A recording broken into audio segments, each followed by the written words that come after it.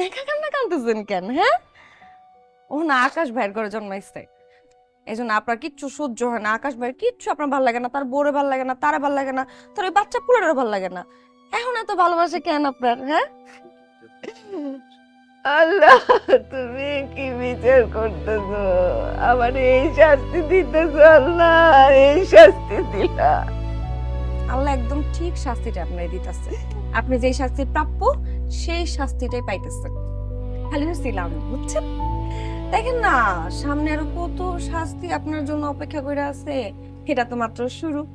বাস একটা পোলার লেগে আপনার ভালোবাসা এখন উতলে উতলে পড়ে। হ্যাঁ, জীবনে একটা চকলেট পর্যন্ত পোলারে খাওয়াই দেন নাই, এখন আইছে মায়া কান্না করতে। শুনে এসে মায়া কান্না করে আমার পেট ভরবো না। বেলা গড়ে যেতেছে, আপনি একটু রান দেন না। আর আজকে ফুলকপি চচ্চড়ি করবেন মাছ দিয়া।